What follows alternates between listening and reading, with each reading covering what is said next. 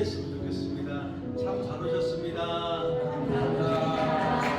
어색하시죠? 어색하니까 한 번만 더 할게요. 앞뒤 분들하고 같이 다시 한번 이 시간에 주의 성령께서 함께하고 계십니다 라고 인사만 하십시다. 이 시간에 주의 성령께서 함께하고 계십니다. 아멘. 다 같이 찬양하도록 하겠습니다. 죄진 같은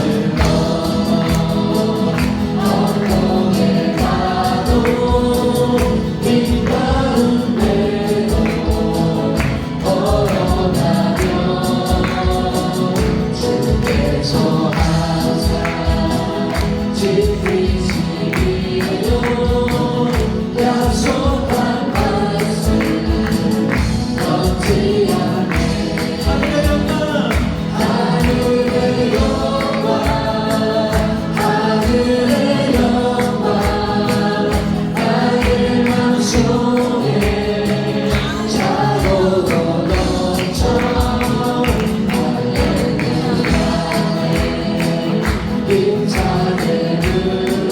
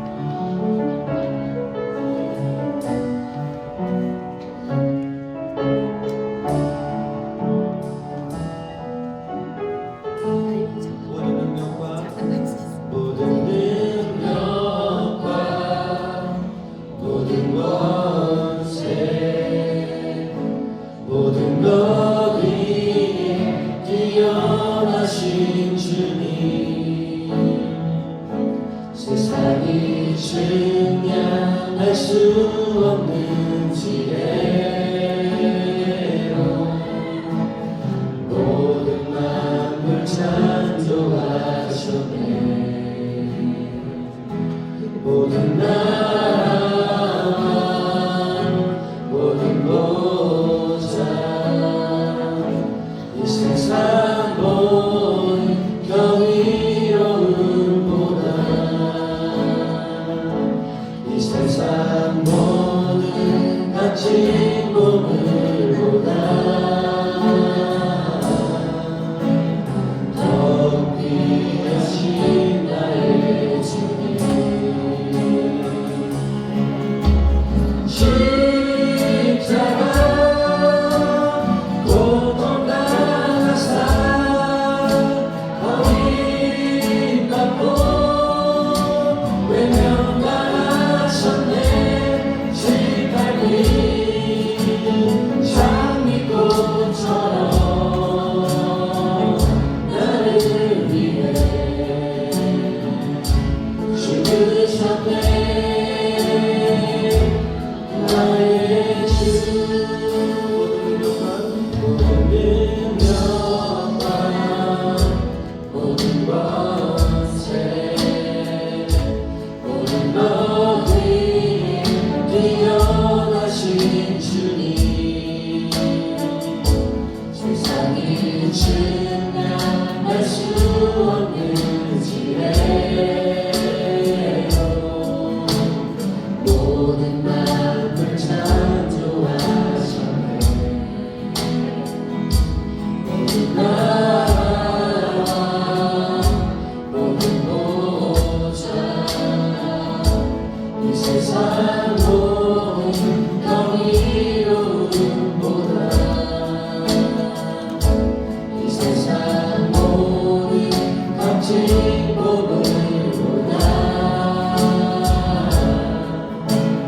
더 귀하신 나의 주님. 십자가 고통 당하사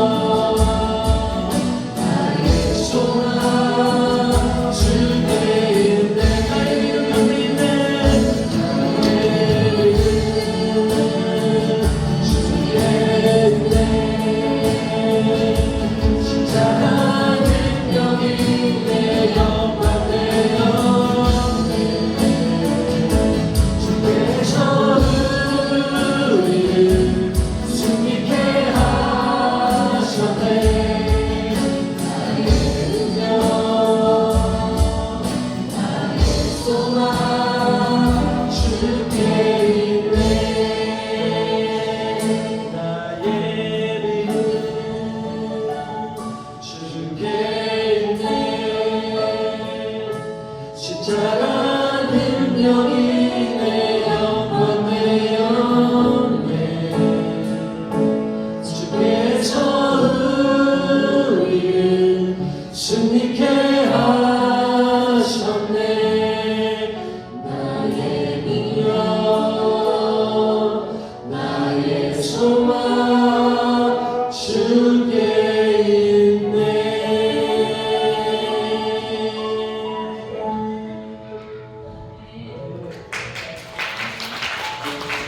이 시간에 기도하지 않는 이야기를 때에 오늘 예배를 위해서 기도했으면 좋겠습니다. 말씀을 전하시는 우리 목사님 가운데 주의 성령께 삼게 해달라고 우리 주님 이름 세 번 간절하게 부르고 합니다. 주여! 주여! 주여! 할렐루야. 오늘 하나님 말씀은 사무엘하 6장 마지막 절에서 7장으로 넘어가죠. 사무엘하 6장 마지막 절에서 7장 7절. 오늘 이야기 스토리는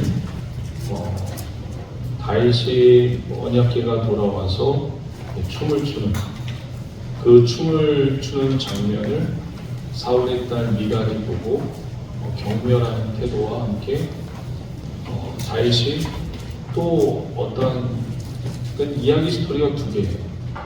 경멸하는 다윗이 춤을 추는 것에 대해서 사울의 딸 미갈이 경멸하는 장면과 그리고 다윗이 하나님에게 아주 좋은 마음, 아주 정말 기가 막힌 아이디어를 하나님 앞에 드리는 내용, 이 두 가지 내용을 통해서 하나님 말씀을 선포하도록 하겠습니다. 사무엘하 6장 마지막 절 7장 1절에서 7절까지 우리 다 함께 자리에 일어서서 한 절 한 절 주의 말씀을 경외하는 마음으로 읽어보도록 하겠습니다. 교독합니다. 그러므로 사울의 딸 미갈이 죽는 날까지 그에게 자식이 없느니라.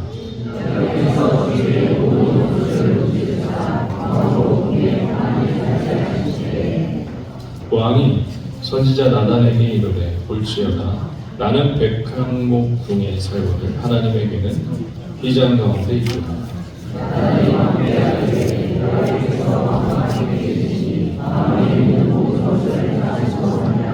그 밤에 야훼의 말씀이 나단에게 임하여 이르시되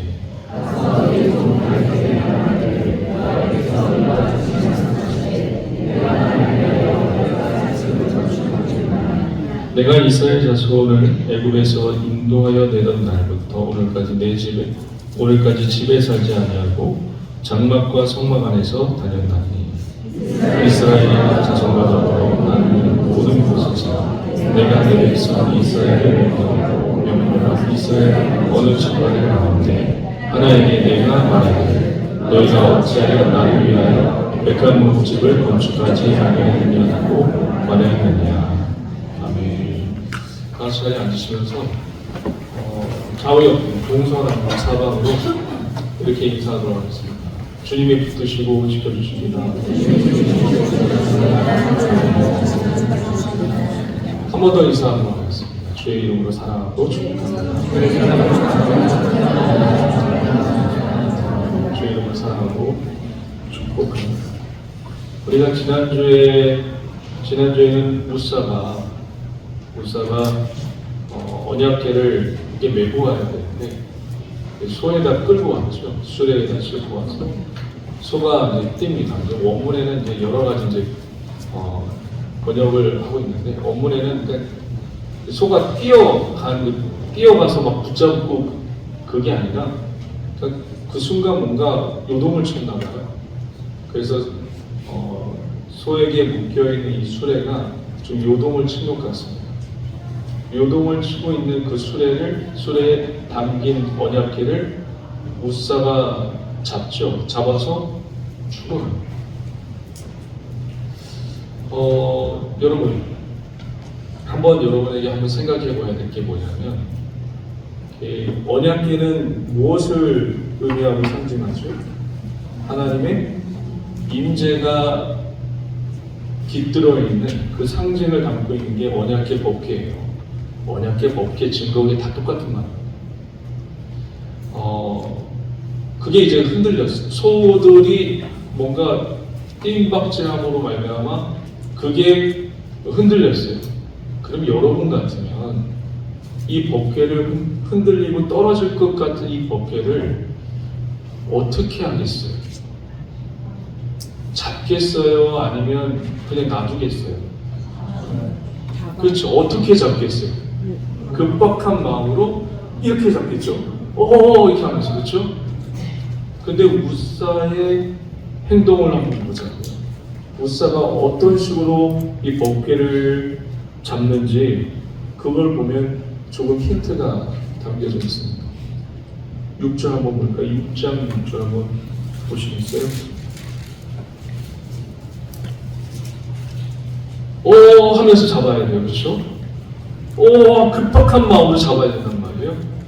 그것도 되게 하나님의 인재가 임하는 그 법궤이기 때문에 되게 조심스럽게 잡아야 된다. 6절에 보면 그들이 나곤의 타작마당에 이르러서는 소들이 띵으로 우사가 어떤 행동을 했죠? 손을 들어야 돼요? 굳이? 이 문장을 여러분이 급박하면 어떻게 해야 돼요? 그냥 붙들었단 말이에요. 이런 식으로 문장을 표현해내야 하잖아요. 그렇죠? 근데 손을 들어서 하나님의 길을 붙들었더니 이제 이게 뭐냐면 지금 이 개가 온다고 사람들이 온 동네 사람들이 지금 다 몰려왔어요.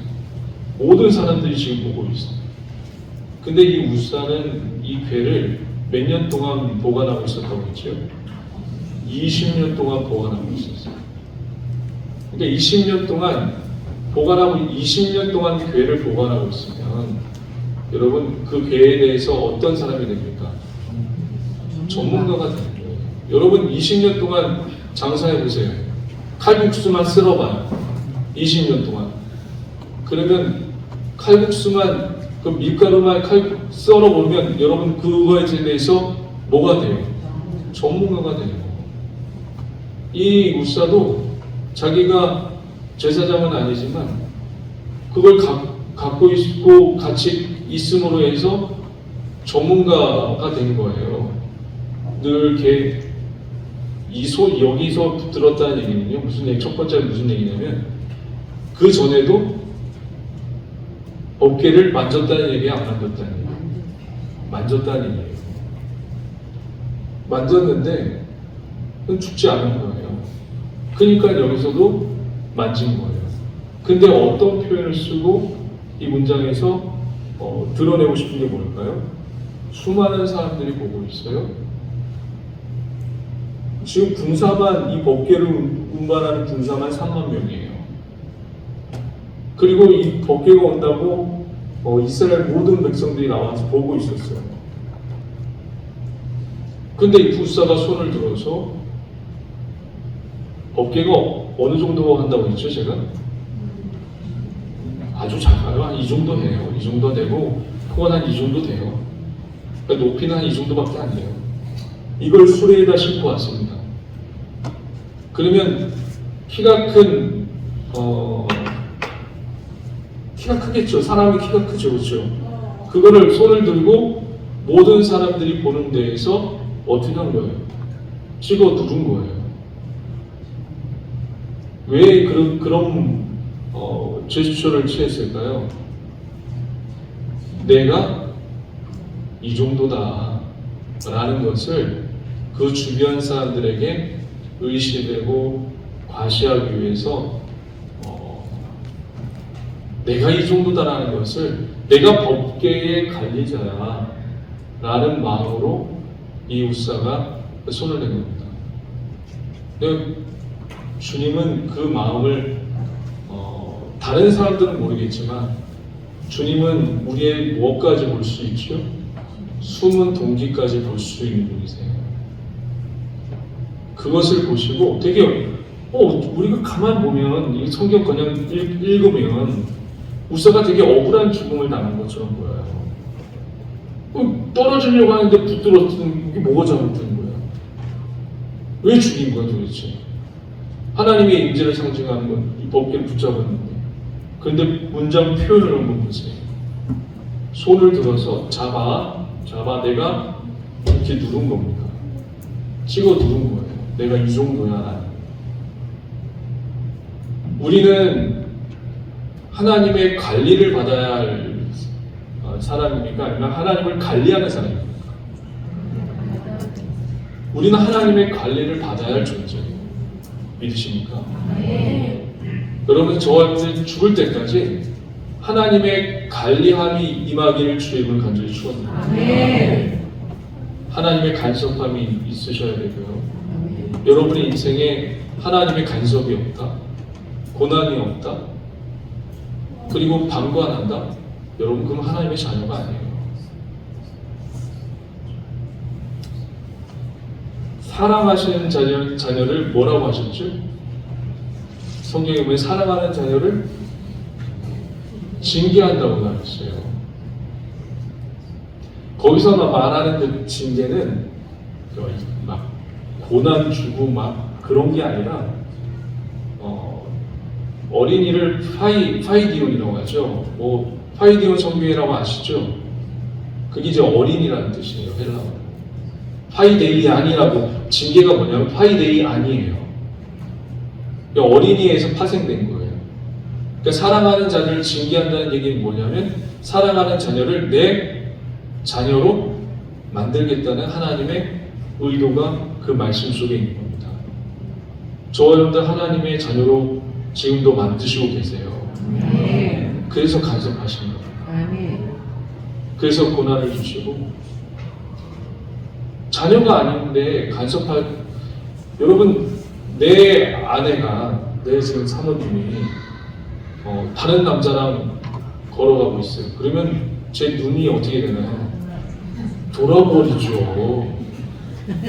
근데 다른 자매가 다른 형제를 아주 사랑스러운 눈빛으로 보고 있어요. 제가 관심이나 가질까요? 안 가질까요?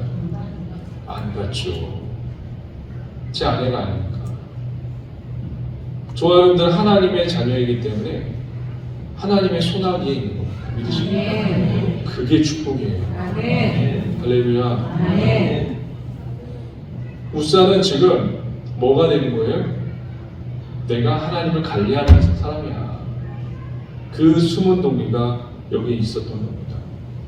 저와 여러분들 하나님의 관리받는 자가 되시길 주의 이름으로 간절히 축원하고 축복합니다. 이 다윗이 오베데돔에 이제 걔가 이제 우사를 죽임으로 말미암아 두려워서 오베데돔 집에 이제 한 몇 개월, 한 3개월 정도 있었어요. 그리고 이제 이 오베데돔이 복을 받는다는 그 소식을 듣고 이제 좀 괜찮을까 하고서 다윗이 사람을 보내서 이 개를 메워오라고 합니다. 메워 오는데 좀 특이한 절이 있어요. 13절 한번 보실래요? 우선 12절 한번 보세요. 이제 한 3개월 정도 지나 하나님의 마음이 좀 풀어졌겠지 하고서, 그리고 또 그 오베데돔 집에 하나님의 복을 주신다는 소식을 듣고 이 궤를 다윗성으로 이제 가지고 오려고, 예루살렘으로 가지고 오려고 준비 중에 있고 데리고 가지고 옵니다. 12절, 어떤 사람이 다윗 왕에게 아뢰어 이르되 야훼께서 하나님의 궤로 말미암아 오베데돔 집과 그의 모든 소유에 복을 주셨다 한지라. 다윗이 가서 하나님의 궤를 기쁨으로 메고 오베데돔 집에서 다윗성으로 올라가 있으되 13절의 시작.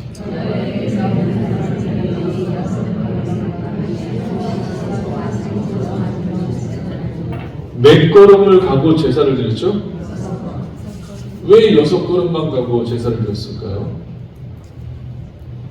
굳이 10걸음도 있고 한 걸음도 있는데 굳이 왜 6걸음일까요? 아무 의미 없어요. 아무 의미 없습니다. 얘 왜 그냥 아무 의미 없이 지금 가고 있는데 혹여나 또 무슨 일이 벌어질까봐 그런 걸까요? 혹여나 또 우사처럼 죽을까봐 잠깐 이렇게 건 거예요. 근데 아무 이상이 없는 걸 보고 하나님이 도와주시는구나, 하나님이 이걸 기뻐하시는구나 하고서 거기서 그 자리에서 예배를 드린 것 뿐입니다. 예배를 드리고 확인하고 이제 갖고 오는 거죠. 갖고 오면서 이제 다윗이 난리 났어요. 막 예배 드리고 뭐 춤추고, 여러분이 어렸을 때 들었던 것처럼 다윗이 막 팬티가 막 벗겨지고 막 옷이 벗겨지면서 막 춤추고 있어요. 이때 이 춤추는 모습을 보고 사울의 딸 미갈이 뭐라고 하죠? 그렇죠? 뭐라고 했나요? 이 춤추는 모습을 보고 사울의 딸 미갈이 왕이요, 지금 신하들 있죠, 신하들이 보고 있고 신하들의 아내들이 보고 있는데 이게 무슨 추잡한 행태입니까? 왕인데 채통을 지키십시오. 그래서 이 사울의 딸 미갈이 어떻게 됐나요? 저주받고 끝나는 이야기로 끝나죠. 과연 그 메시지 이야기가 예배를 경멸해서 사울의 딸 미갈이 저주를 받은 걸까요? 여러분들은 예배를 저주한 적이 없어요? 예배를 함부로 드린 적 없어요? 그러면 다 저주받아야죠. 과연 이 메시지의 핵심이 사울의 딸 미갈이 예배를 경멸했기 때문에 저주받은 내용일까요? 여러분은 어떻게 생각하세요? 메시지의 핵심이 예배를 경멸해서 저주받은 미갈, 다윗이 춤추는데 예배를 경멸해. 물론 그런 부분도 없지 않아 있죠. 근데 메시지의 핵심은 또 다른 데 있어요. 이 미갈을 자꾸 무엇으로 부르죠? 한번 보죠. 그렇죠. 20절 한번 보세요. 6장 20절. 미갈이라는 이름만 부르면 되는데 굳이 왜 그 앞에 미갈 앞에 무엇을 덧붙여서, 수식어를 덧붙여서 미갈을 수식하고 있죠? 한번 보세요. 그렇죠? 사울의 딸이에요. 다윗이 자기의 가족에게 축복한 20절이요. 다윗이 자기의 가족에게 축복하고 돌아오매 무슨 딸? 사울의 딸. 그리고 23절도 한번 봐요. 23절도 어떤 단어로 이 미갈을 수식하고 끝나는지 보자고요. 다 같이 한번 읽어봅니다. 시작. 그러므로 사울의 딸 미갈이 죽는 날까지 그에게 자식이 없으리라. 이렇게 끝나요. 사울의 딸로 부각시키면서 끝나요. 왜 그럴까요? 정말 예배를 경멸해서 저주받은 미갈로 끝나는 걸까요? 아니면 무엇을 부각시키기 위해서 이렇게 끝나는 걸까요? 왜 굳이 사울의 딸일까요? 하나님이 사울에게 아말렉 민족을 진멸하지 않아서 어떻게 한다고 하나님이 선언하시고 계획하셨죠? 너를 버려서 내 이웃의 왕에게 이 왕권을 넘겨주겠다 라고 하나님이 어떻게 하셨나요? 아말렉을 진멸하지 않은 사울을 향해서 어떻게 하셨죠? 선언하시고 그렇게 계획하셨어요. 자, 보세요. 사무엘상 15장 한번 볼까요?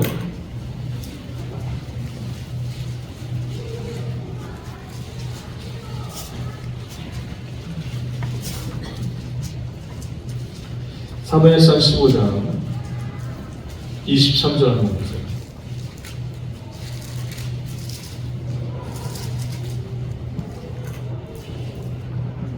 23절 다 함께 읽어봅니다. 시작. 이는 거룩한 것을 잠시는 죄와 나라로 아버지의 것을 하시는 사람에게 지켜라는 죄와 같으니 왕이 이를 갈수록 갈수록 계속 왕이 되지 못하게 하시나니 왕을 버렸대요. 그래서 왕이 되지 못하게 하셨대요. 이게 누구의 계획이에요? 하나님의 계획이에요. 자, 또 한 번 읽어볼까요? 28절 한번 읽어보겠습니다. 시작.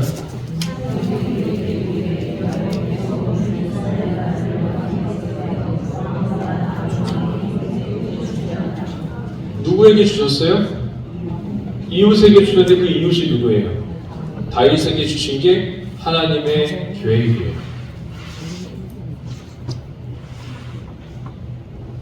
물론 미갈이 예배를 경멸해서 저주를 받은 것도 없지 않아 있어요. 근데 이 예배보다 더 앞선 것이 있죠. 하나님이 무엇을 계획해 놓으셨죠?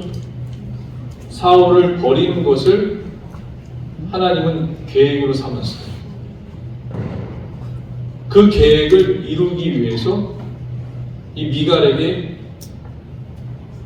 무엇이 없는 거죠? 미갈은 여러분 다윗과 결혼한 사람이에요. 만약에 여러분 이 사울의 딸 미갈을 통해서 다윗이 아이를 생산한다고 한번 해봐요. 그러면 이게 뭐가 되는 거예요? 다윗, 사울, 하나님의 계획이 어떻게 돼요? 무산이 되는 거예요. 짬뽕이 되어버리는 거예요. 지금 하나님은 무엇을 지금 하고 계시는 거예요? 하나님의 계획을 이루어가고 계시는 것 뿐이에요. 믿으십니까? 그러면 목사님 예배 드리지 말라는 거예요? 아니요. 예배 여러분 잘 드리셔야 됩니다. 왜 예배를 왜 드리죠? 우리가 토요일 날도 정영국 성도들에게 얘기했지만 창세기 보면 하나님이 천지를 창조하시고 나서 아담과 하와를 에덴 동산에 만들어 놓고 뭐 시켰어요? 예배 드리라고 했어요? 예배가 없어요. 하나님이 천지를 창조하시고 나서 아담과 하와를 에덴 동산에서 살게 하셨어요. 이걸 뭐라고 해요? 하나님의 계획이 이루어진 거예요. 믿으십니까? 아멘. 하나님의 계획이 이루어진 거예요.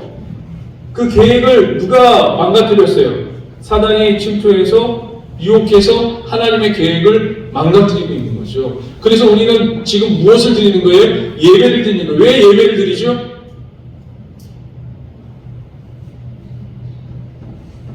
우리는 원래 하나님의 계획을 알고 있었던 존재예요. 이제 죄로 인해서 무엇이 망가졌어요? 하나님의 계획을 몰라요. 그래서 우리가 지금 예배 드리는 건 왜 예배 드리는 거예요? 죄를 고백하면서 동시에 하나님의 음성을 듣고, 하나님의 음성을 왜 들어요? 내가 너에게 능력을 주겠다 이걸 들은 거예요? 아니면 하나님의 편에 서 있으려고 하나님의 시키신 일을 하려고 음성을 듣는 거잖아요. 그럼 그게 뭐예요? 하나님의 계획을 알려고 지금 예배를 드리는 겁니다. 믿으십니까? 네. 지금 하나님의 계획이 지금 이루어져 가고 있는 것을 사울의 딸 미갈이라는 그 이름을 통해서 드러내고 있는 겁니다. 우리 교회를 통해서, 여러분을 통해서 하나님의 계획이 이루어져 나갈 것이고 또 계속해서 만들어져 가기를 주의 이름으로 간절히 축원드립니다. 아멘. 할렐루야. 아멘. 이해되시죠? 아멘. 어려워요?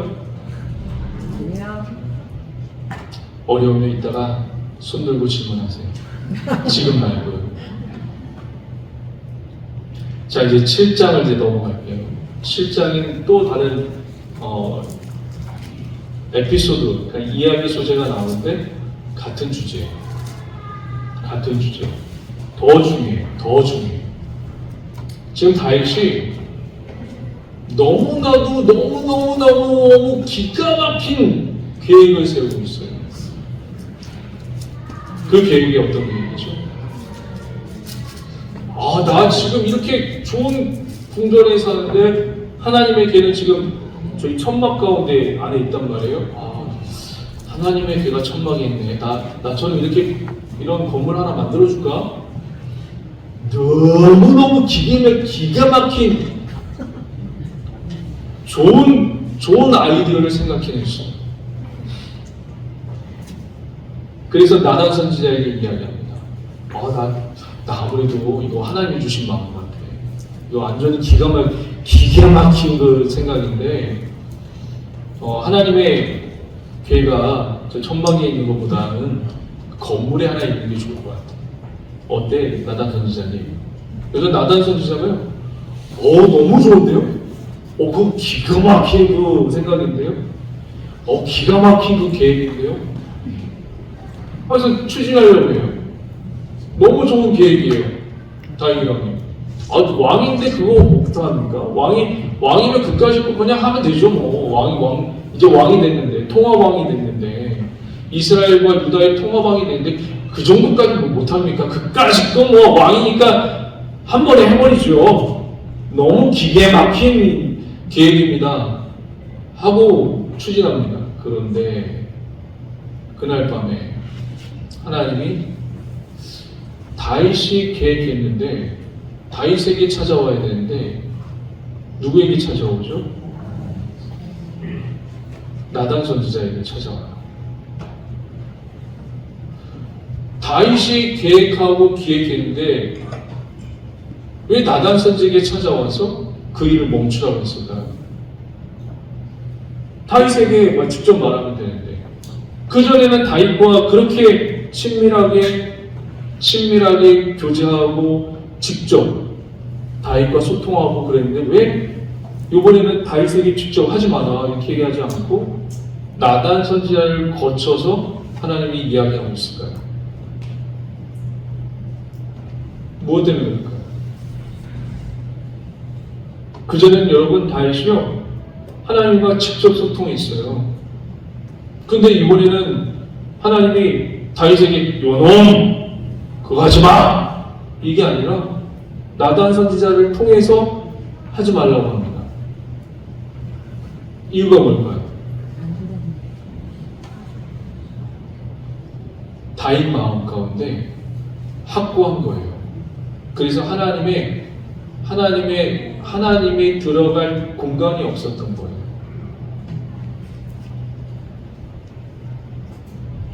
이거 병행구가 있거든요. 똑같은 말씀. 역대상 17장 한번 볼래요? 역대상 17장.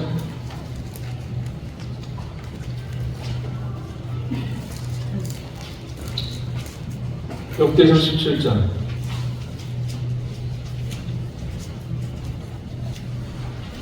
제가 읽어드릴게요. 역대상 17장. 찾으셨어요? 꼭 찾으셔야 돼요.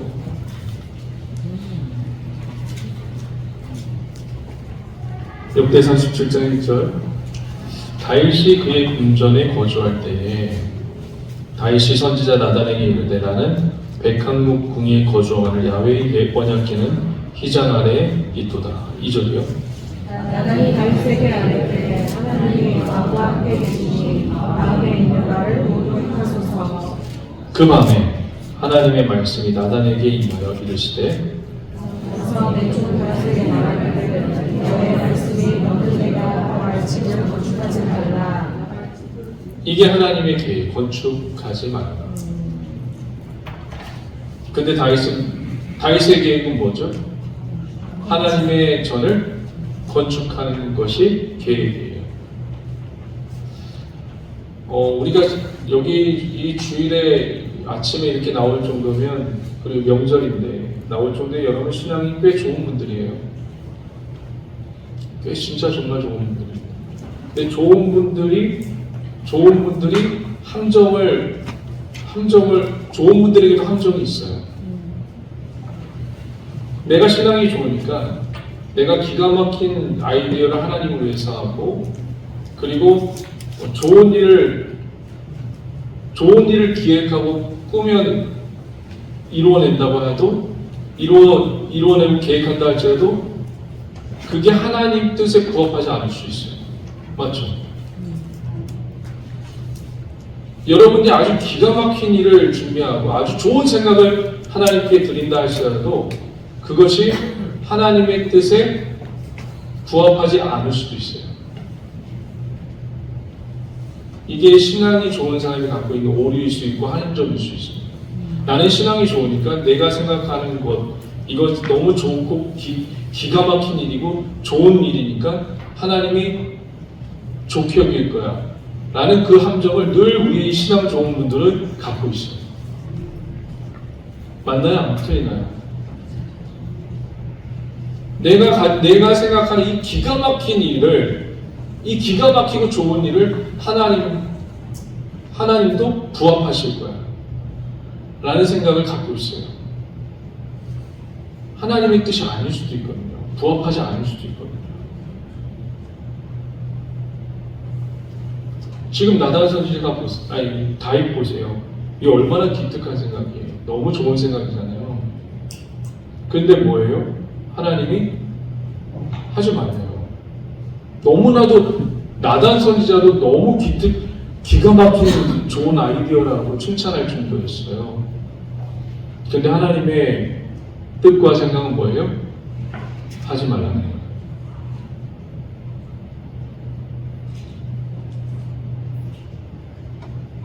그럼 우리가요, 여러분, 우리가 우리의 기가 막히고 좋은 생각으로 하나님의 생각을 깔아뭉길 때가 너무 많아요.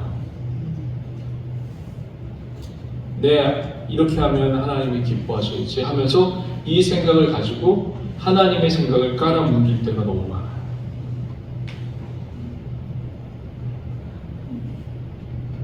오늘 설교 제목이 뭔지 아시죠? 계획과 계획의 충돌이에요. 하나님의 계획과 나의 계획이 충돌돼요.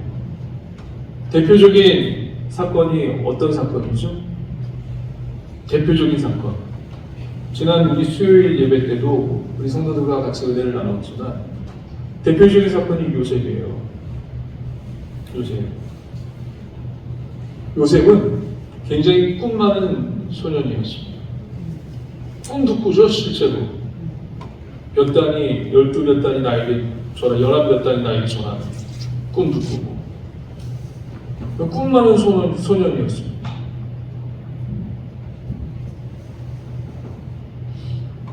근데 이 꿈을 가지고 있던 이 요셉이 어떻게 되나요? 형제에 의해서 노예로 팔려요. 그의 꿈이 무너졌어요. 노예로 팔려서 보디발의 집에 총무로 거하고 보디발의 총무의 아내가 유혹해서 감옥에 가고. 이건 누구의 꿈이죠?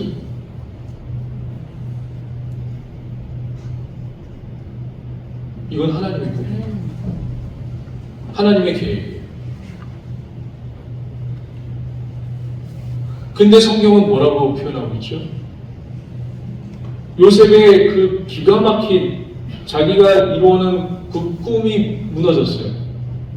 그리고 하나님의 꿈이 지금 이루어져 가고 있어요. 근데 그 꿈이 노예였고 감옥에 갇히는 거였어요. 이때 성경은 뭐라고 하죠? 그렇죠. 창세기 한번 보시오. 창세기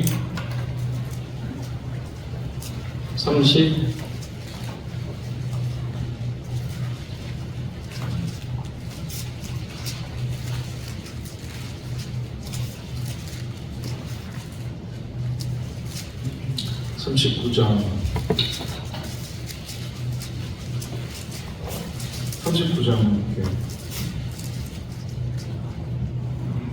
39장 1절 제가 읽어드릴게요. 요셉이 이끌려 애굽에 내려가매 바로의 신하층이 되자 애굽 사람 보디발이 그를 그리로 데려간 지 준 노예가 된 거예요. 이스마엘 사람의 손에서 요셉을 또 산 거예요. 노예에서 노예로 또 팔린 겁니다. 2절 다 같이 시작.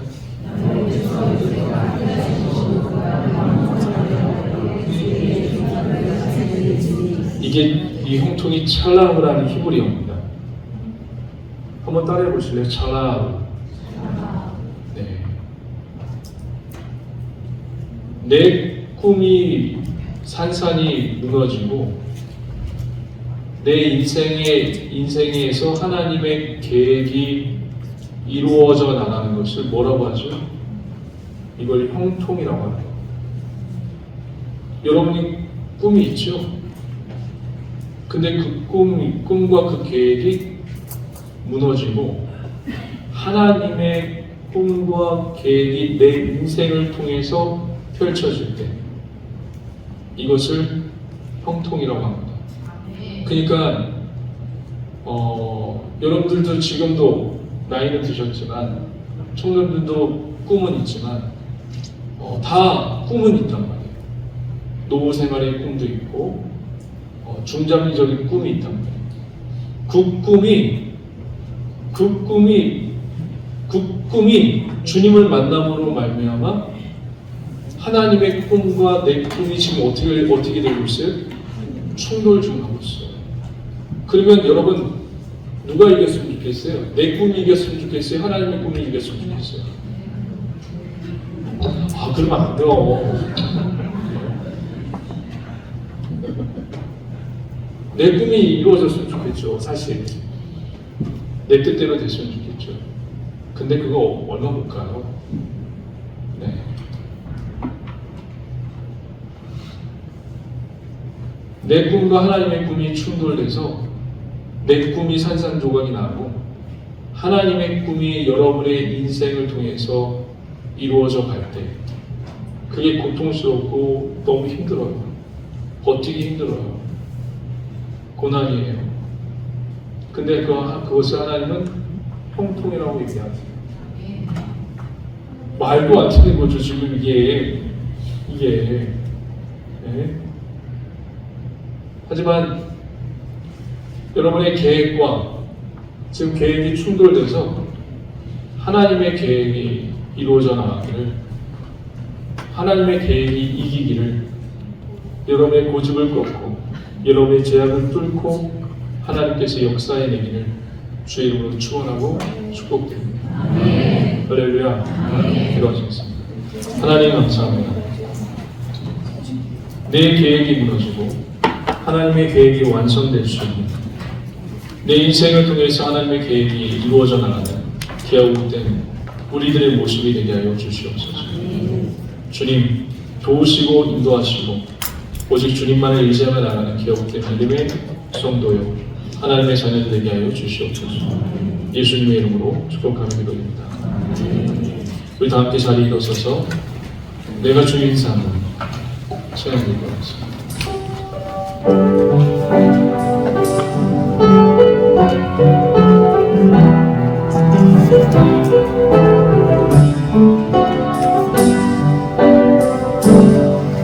내가 주님 사는 모든 것 내려놓고 내 주 대신 주 앞에 나가 네가 사랑했던 모든 것 내려놓고 주님만 사랑해.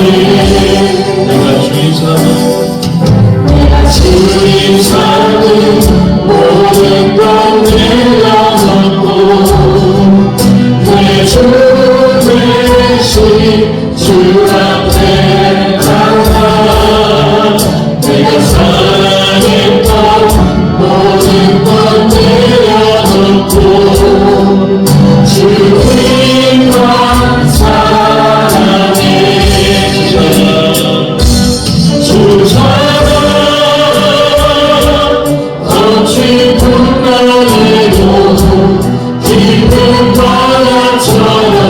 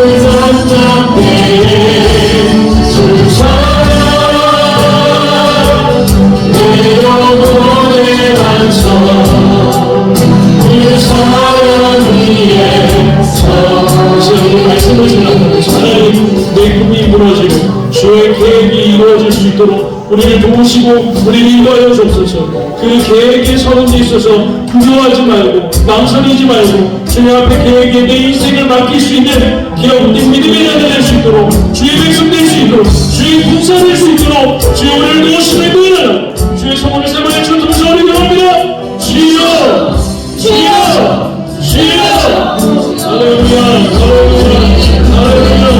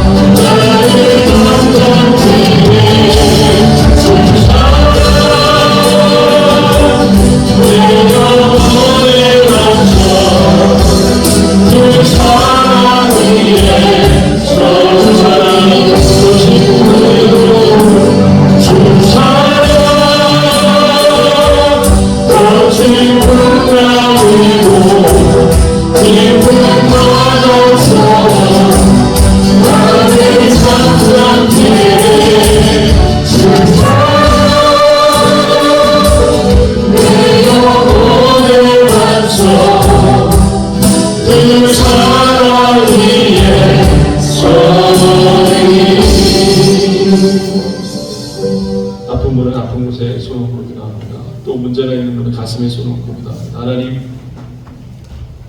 한 주간 동안 명절을 지냅니다. 친지와 친척들과 즐거운 명절을 낼 수 있도록 주께서 계획하시고 도와주시옵소서. 하나님, 내 꿈이 망가져도 아버지 하나님 지금 즐거이 주님의 계획에 순종할 수 있는 그런 믿음의 바탕과 믿음의 아버지 하나님 줄기와 믿음의 아버지 뿌리가 될 수 있도록 도와주시옵소서. 내 힘으로는 할 수가 없습니다. 아버지 하나님, 요셉도 내가 왜 지금은 고통당하고 있는지, 내가 왜 노예가 되었는지 아버지 지금 당장은 이해할 수 없었는데 시간이 지나고 나서 그의 형들이 식량을 찾아 애굽의 총리 앞에 머리를 조아렸을 때 그때서야 내가 팔려온 존재가 아니라 내가 하나님께 보냄을 받은 존재였다는 것을 시간이 지나서야 깨닫습니다. 인간이 이런 존재입니다. 지금은 하나님의 계획을 알 수 없고 지금 하나님의 뜻을 알 수 없고 하나님의 생각을 알 수 없고 하나님의 꿈을 알 수 없는 존재이지만 하나님 반드시 주님의 때에 그 눈을 열어주실 때 아버지 하나님 주의 꿈을 발견하게 하시고 주의 계획을 발견하게 하시고 주의 뜻을 발견할 수 있는 은혜와 은총을 허락하여 주시옵소서. 성령이여 도와주시고 아버지 지금 아픈 곳에 손을 얹고 기도합니다. 그 손이 아버지 피 묻은 손이 되어서 아버지 주의 보혈의 피가 흔적이 있게 하여 주시고 그 보혈의 피가 아버지 우리를 정결케 하시며 낫게 하는 놀라운 역사가 있게 하여 주시옵소서. 그 한가지 주님께서 떠나갈지어다 모든 내 세력은 떠나가라.